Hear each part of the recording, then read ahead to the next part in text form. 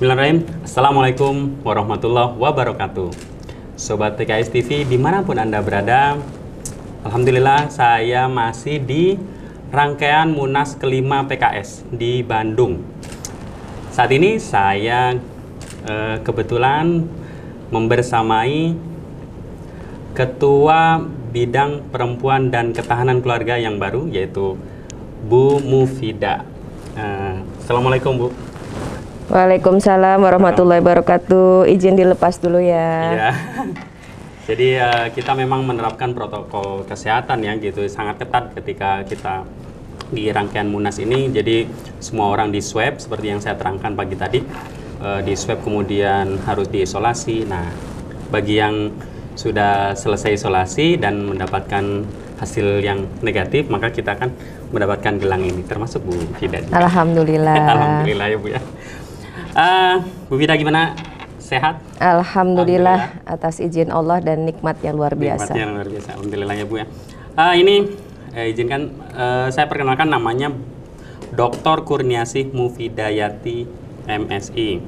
Beliau selain sebagai Kabid Ketua Bidang BPKK, juga beliau adalah anggota Dewan DPR RI Komisi 9. Betul gitu ya. Kalau Komisi 9 itu membidangi ketenaga kerjaan. Kesehatan dan ketenaga kerjaan. Kesehatan dan ketenaga kerjaan. Nanti kita bincang-bincang lebih panjang tentang itu. Jangan kemana-mana dulu, Bu. Khawatir ini tergesa-gesa ke tempat yang lain. Nah ini sebelumnya saya akan mengucapkan selamat ya Bu ya, atas terpilihnya Ibu sebagai Ketua Bidang Perempuan dan Ketahanan Keluarga. Amanah berat.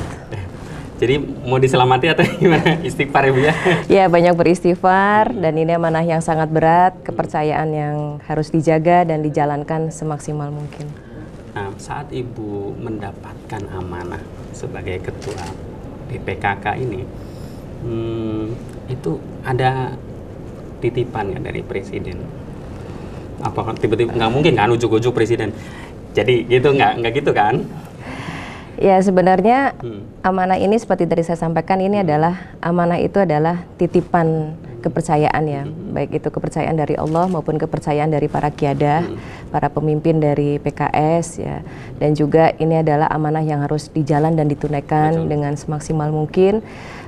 Pertama-tama memang sangat terkejut ya, karena terfikir pun tidak gitu ya, karena terakhir di periode kemarin saya kebetulan mendapat amanahnya tidak di BPKK gitu ya, di bidang yang lain, kemudian juga ya nggak nyangka dan benar-benar di luar harapan juga sih saya sebenarnya ya. Maksudnya ini amanah yang sangat berat sekali lah buat saya dan cukup shock juga, tapi ala kulihal kita mencoba untuk menjalankan karena ketaatan kita kepada para pimpinan PKS dan karena semangat untuk ikut berkontribusi, berpartisipasi dan beramal jama'i secara maksimal di dalam mengembangkan PKS ke depan supaya PKS bisa lebih maju lagi, bisa lebih berkembang lagi dan bisa mendapatkan dukungan suara lebih banyak lagi nanti insya Allah. Ya mudah-mudahan mohon doanya dan mohon selalu nasihatnya dari semua para pimpinan-pimpinan PKS, juga dari semua para kader-kader PKS. Mohon doa, mohon nasihat-nasihatnya dan mohon masukan-masukannya, mohon dukungannya agar kami ya bisa menjalankan amanah dengan sebaik-baiknya nanti. Iya, kan karena amanah ini kan bukan kita minta ya Bu. Iya. Dan bukan jabatan dan kekuasaan ya.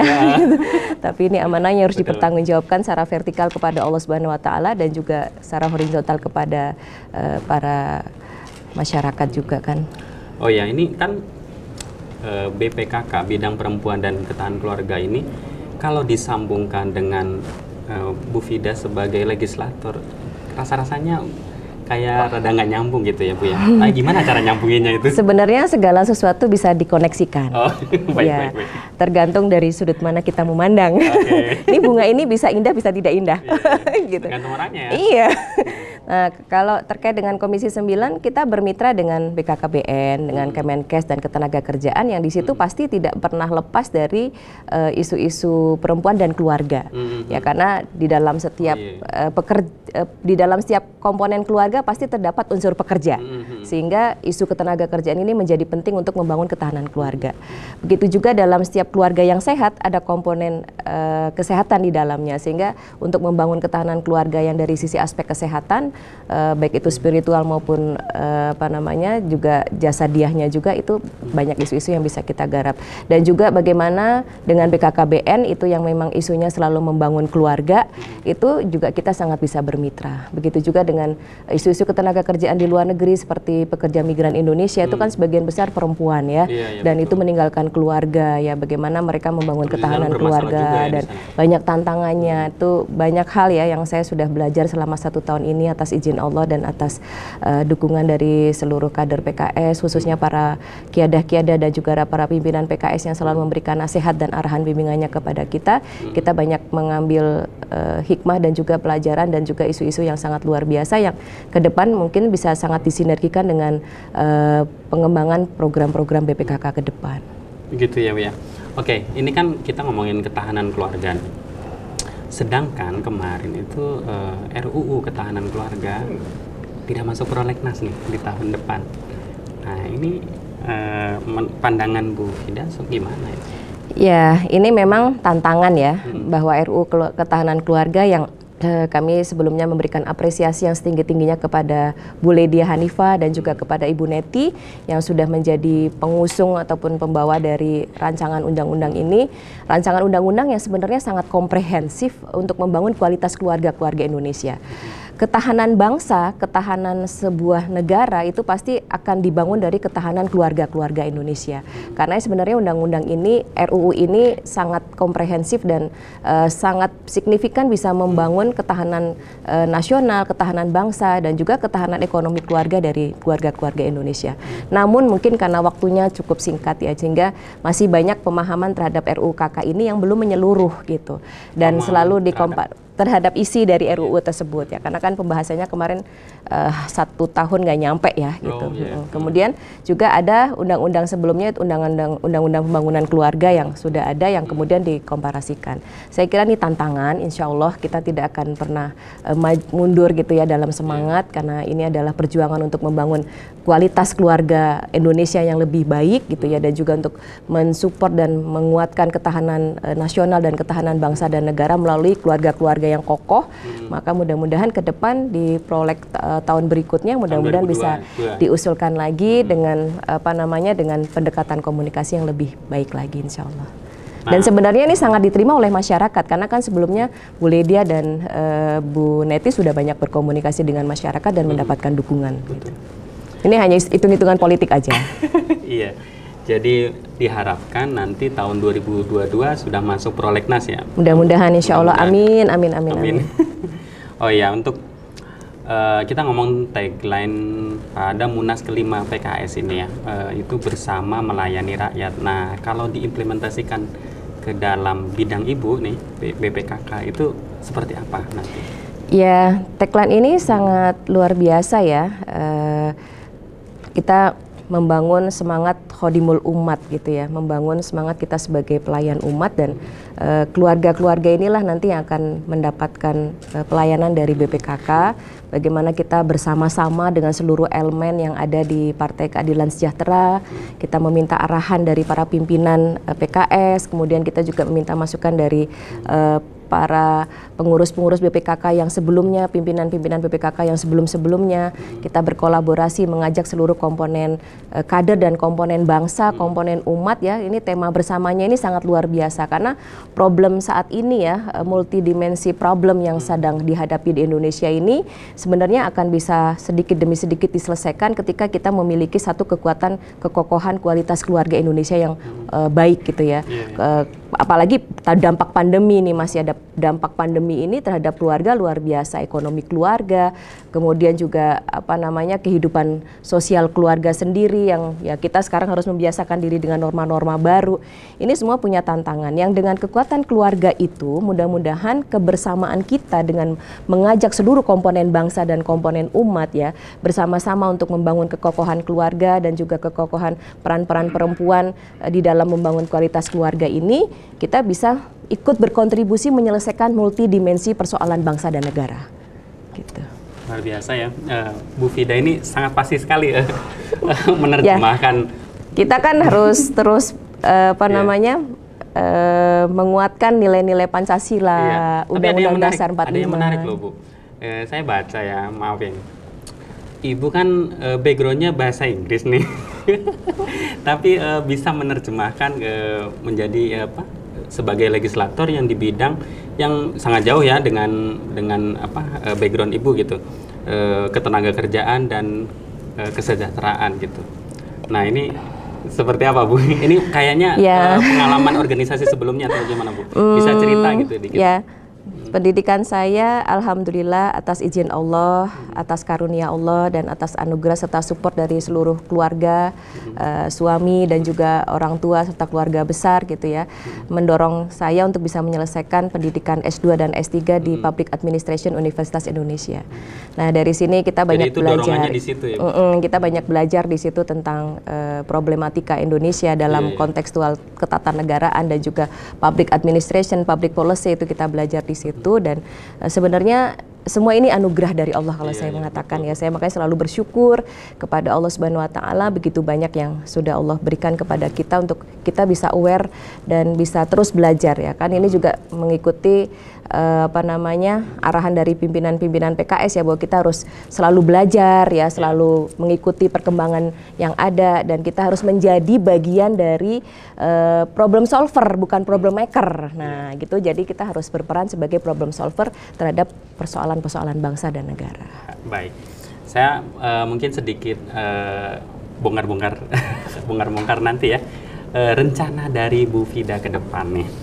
Karena Bu Fida kan sebagai ketua bidang perempuan, berarti kan besok ya sesudah dilantik ya, kan belum dilantik hari ini. Kita bongkar sekarang. Jadi ini masih kan calon. Ada program masih yang sedang dalam bayangan Bu Fida kan. Jadi pasti nanti akan mengelola ibu-ibu dan emak-emak nih yang ada di PKS atau di masyarakat. Jadi bagaimana mengembangkan potensi emak-emak di PKS ke depan? Iya, saya kira BPKK ini bukan pertama kali ada di struktur PKS ya. Dari dulu zaman Partai Keadilan, kemudian Bitpuan ya, kemudian ada PKS gitu ya, dan kemudian berubah menjadi bidang perempuan, dan BPKK berubah menjadi bidang perempuan dan ketahanan keluarga. Saya kira fondasi-fondasinya sudah diletakkan oleh para pengurus, para pimpinan BPKK sebelum-sebelumnya. Ya, kita tinggal meneruskan gitu ya, mengembangkan dan juga memperluas ya bagaimana peran perempuan dan ketahanan keluarga ini bisa menjadi solusi dari bagian persoalan-persoalan multidimensi keumatan, kebangsaan dan kenegaraan ya. Kita peran-peran perempuan di masyarakat ya, penokohan perempuan harus ditingkatkan. Kita perbanyak tokoh-tokoh perempuan yang tetap dalam koridor nilai-nilai Islami tentu saja gitu ya, dan juga menjadi penyemangat di dalam membangun kualitas ketahanan keluarga sampai kepada level RT, RW. Ini banyak kader kita ini kan banyak ya, konstituen kita yang perempuan juga sangat luas gitu ya.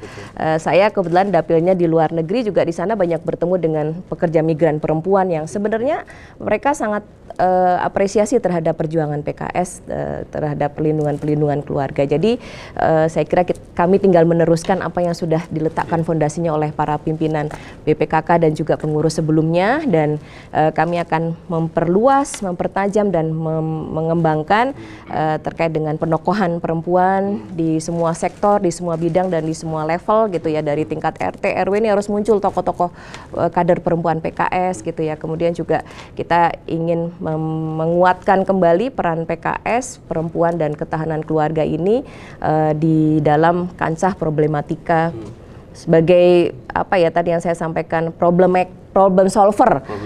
Sebagai problem solver di dalam multidimensi persoalan bangsa dan negara.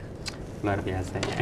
Ini sekaligus mungkin belum terkuak nih. Ada rahasia nanti mungkin terobosan-terobosan yang nunggu dilantik dulu ya. Iya. Nunggu rakornas dulu. Masih di dalam dalam buku. Ya, tentu saja kita pasti akan mendengarkan arahan-arahan dari para pimpinan PKS dan juga arahan dari hasil Majelis Syuro malam hari ini. Begitu juga dan nanti hasil dari Munas sendiri seperti apa arahan dari Ketua Majelis Syuro, kemudian juga arahan dari Presiden. Ini nanti kita internalisasikan dan kita terjemahkan di dalam program-program BPKK ke depan insya Allah. Oke, siap Bu. Ya. Nah, terakhir ya pemirsa. Beneran mungkin, terakhir ya? Iya bener. Banyak banget tanyanya. Saya mau nanya lagi. Oke, terakhir ini closing statement dari Bu Fida untuk perempuan Indonesia. Ya. Untuk perempuan Indonesia, mari kita bersama-sama mengeratkan barisan kita menjadi bagian dari solutif ya, atau menjadi bagian dari menjadi bagian dari problem solver, membangun ketahanan keluarga sebagai basis menyelesaikan masalah-masalah multidimensi persoalan umat, bangsa dan negara. Karena pasca pandemi ini ataupun dampak dari pandemi ini cukup banyak persoalan yang harus kita hadapi dan tantangan yang harus kita hadapi. Tapi bersama kita melayani rakyat Indonesia, insya Allah bersama perempuan-perempuan Indonesia dan keluarga-keluarga Indonesia, kita mampu keluar dari problematika multidimensi masalah-masalah umat, bangsa dan negara. Baik. Terima kasih kepada Bu Fida. Sama-sama. Semoga sukses. Amin. Mohon doanya. Dan sehat selalu ya Bu ya. Amin, amin, amin, amin, amin. Mohon doanya. Demikian pemirsa PKS TV dimanapun Anda berada. Bincang-bincang kita pada malam hari ini bersama Bu Fida sebagai Ketua Bidang Perempuan dan Ketahanan Keluarga. Kita pakai lagi. Warahmatullahi wabarakatuh. Tertib, protokol kesehatan.